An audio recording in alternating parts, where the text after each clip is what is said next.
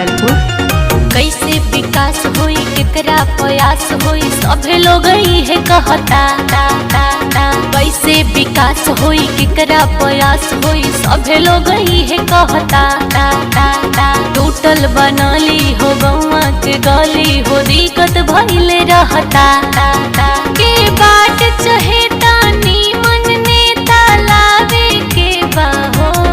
अरे भौजी सुना जय के झंडा लहरावे के बहो मुन्ना भैया के अबकी जीतावे के बहो भौजी जय के झंडा लहरावे के बहो मुन्ना भैया के विजयी बनावे के बहो। मुन्ना भैया जिंदाबाद जिंदाबाद जिंदाबाद मुन्ना भैया जिंदाबाद जिंदाबाद जिंदाबाद। आपका नेता कैसा हो? मुन्ना भैया जैसा हो। आपका नेता कैसा हो? मुन्ना भैया जैसा हो। RS studio Sinthaula Kanhaiya, edit by Ravi Roy Bhagalpur.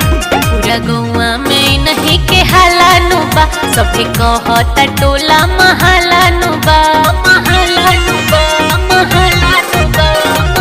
पूरा पंचायत के बाई है बयास हो फिर में पास होई इंदिरा आवास हो इंदिरा आवास हो।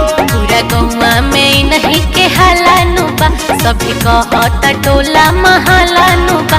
बीत गइल 20 चुनाव कैस में लावे के बाहो।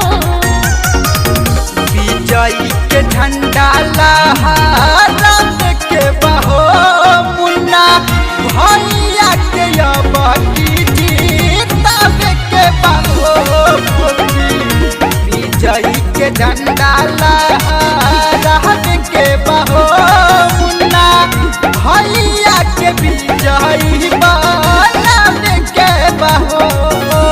मुन्ना भैया जिंदाबाद जिंदाबाद जिंदाबाद मुन्ना भैया जिंदाबाद जिंदाबाद जिंदाबाद। आपका नेता कैसा हो? मुन्ना भैया जैसा हो।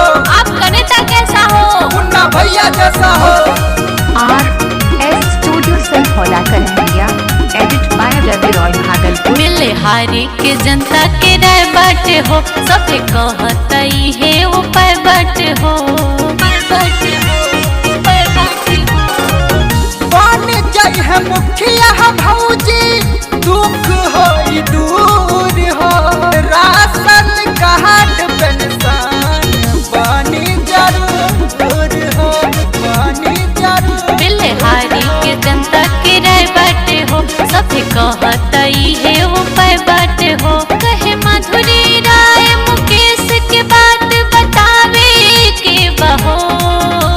अरे भौजी सुना विजयी के झंडा लहरावे के बहो मुन्ना भैया के अबकी जीतावे के बहो सोना विजयी के झंडा लहरावे के बहो मुन्ना भैया के अबकी जीतावे के बहो।